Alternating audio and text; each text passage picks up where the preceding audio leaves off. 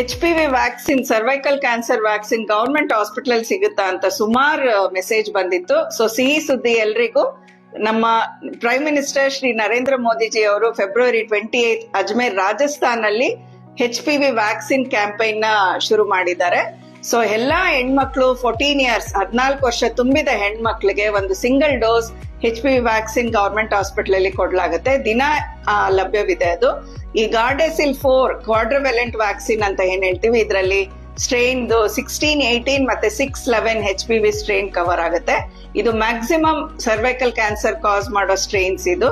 So ಇದು almost 93% effective ಅಂತಾನೆ ಹೇಳ್ಬೋದು. So is the best gift our prime minister has given to our girls ಅಂತಾನೆ ಹೇಳ್ಬೋದು.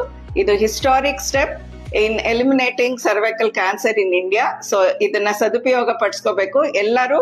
ನಿಮ್ಮ ಹೆಣ್ಮಕ್ಳು 14 ವರ್ಷ ತುಂಬಿದ್ರೆ ಗವರ್ಮೆಂಟ್ ಹಾಸ್ಪಿಟಲ್ಗೆ ಕರ್ಕೊಂಡೋಗಿ HPV ವ್ಯಾಕ್ಸಿನ್ ಇವತ್ತೇ ಹಾಕ್ಸಿ. ಎಲ್ಲರ ಜೊತೆ ಶೇರ್ ಮಾಡಿ.